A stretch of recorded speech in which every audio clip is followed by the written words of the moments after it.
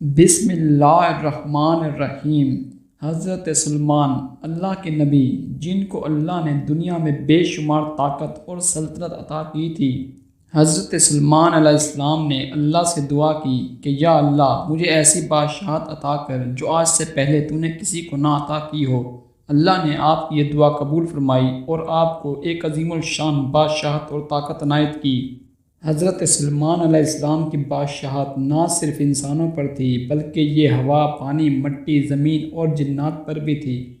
اللہ نے حضرت سلمان علیہ السلام کو ایک انگوٹھی عنایت کی جس کے اندر یہ تمام تر طاقت موجود تھی، اور اس انگوٹھی کے اوپر حضرت محمد صلی اللہ علیہ وآلہ وسلم کا نام اور کلمہ طیبہ لکھا ہوا تھا۔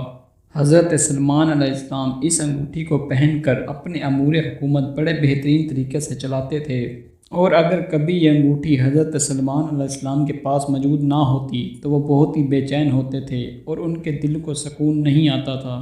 اس انگوٹھی کی یہ تاثیر تھی کہ جب حضرت سلمان علیہ السلام اس انگوٹھی کو پہنتے تو چند پرند جنات سب حضرت سلمان علیہ السلام کے پاس کھینچے چلے آتے تھے۔ ایک مرتبہ اللہ نے حضرت سلمان علیہ السلام کو آزمائش میں ڈالنے کا فیصلہ کیا۔ حضرت سلمان علیہ السلام کی یہ عادت تھی کہ وہ جب بھی غسل خانے جاتے تو انگوٹھی اپنی باندی کو دے جاتے اور پھر واپس آ کر اس سے لے لیتے۔ ایک دن ایسا ہوا کہ حضرت سلمان علیہ السلام غسل کرنے کے لیے جب گئے تو اپنی انگوٹھی باندی کو دے گئے۔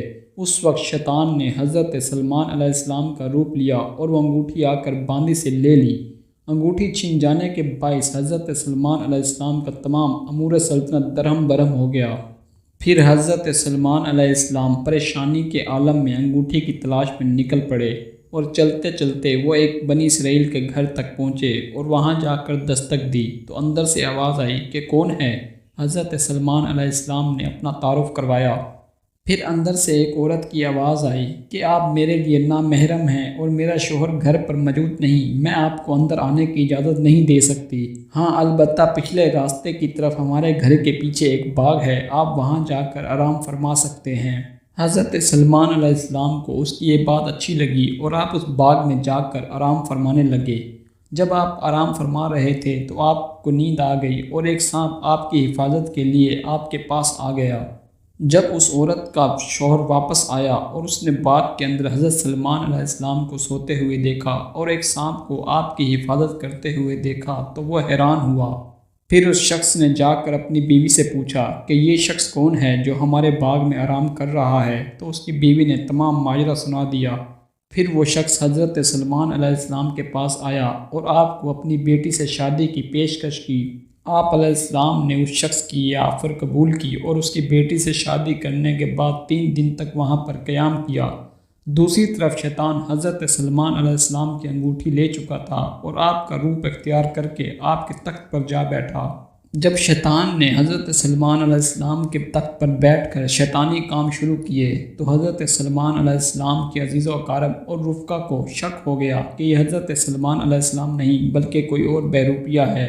تو چنانچہ وہ سب اکٹھے ہوئے اور حضرت سلمان علیہ السلام کی بیویوں کے پاس جا پہنچے اور ان سے کہنے لگے کہ یہ شخص کون ہے جو عجیب و غریب حرکتیں کر رہا ہے؟ یا تو یہ حضرت سلمان نہیں یا پھر ان کی عقل چلی گئی ہے۔ ہمیں تو ایسا لگ رہا ہے کہ یہ شخص حضرت سلمان علیہ السلام ہے ہی نہیں، کیونکہ یہ غیر شرعی کاموں کو انجام دے رہا ہے۔ یہ سن کر حضرت سلمان علیہ السلام کی بیویاں زور زور سے رونے لگی اور وہ لوگ وہاں سے چلے گئے۔ یہ سب لوگ اس وقت سیدھا تخت کی طرف گئے اور تخت کو گھیر کر بیٹھ گئے اور وہاں پر تورات کو کھول کر اس کی تلاوت کرنے لگے۔ یہ سب دیکھ کر شیطان وہاں پر زیادہ دیر ٹک نہ سکا اور وہاں سے بھاگ گیا۔ وہاں سے جاتے ہوئے شیطان نے حضرت سلمان علیہ السلام کی انگوٹھی دریا میں پھینک دی تاکہ کسی کو نہ مل سکے۔ دوسری طرف سے حضرت سلمان علیہ السلام جب اپنے گھر کی طرف واپس آ رہے تھے تو راستے میں انہوں نے کچھ مچھیروں کو مچھلیاں پکڑتے ہوئے دیکھا، تو آپ علیہ السلام نے ان سے ایک مچھلی دریافت کی اور اپنا تعارف بھی کرایا۔ اس بات پر ان لوگوں کو بہت غصہ آیا کہ یہ دیکھو، یہ بھیک مانگتا ہے اور اپنے آپ کو سلمان بتاتا ہے۔ انہوں نے اس غصے میں آ کر آپ کو مارنا پیٹنا شروع کر دیا۔ جب وہ آپ کو مار پیٹ کر چلے گئے تو آپ علیہ السلام دریا کے کنارے پر جا بیٹھے اور اپنے زخم دھونے لگے۔ کچھ مچھیروں نے یہ دیکھا تو ان کو آپ پر ترس آیا کہ خامہ خواہ ہی اس مظلوم شخص کو ہم نے اتنا مار دیا ہے۔ چنانچہ انہوں نے 2 مچھلیاں آپ علیہ السلام کی خدمت پہ پیش کی۔ آپ علیہ السلام وہ مچھلیاں لے کر وہاں سے چلے گئے۔ بھوک کی وجہ سے آپ نے فوراً ان مچھلیوں کو بھون کر کھانے کا ارادہ کیا۔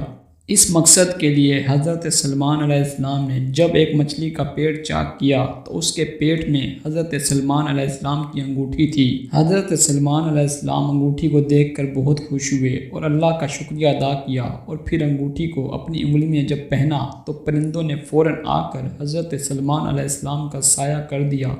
جب لوگوں نے یہ ماجرا دیکھا تو وہ سمجھ گئے کہ یہ حضرت سلمان علیہ السلام ہی ہیں۔ وہ سب لوگ آپ کے پاس آئے اور آپ سے معافی مانگنے لگے۔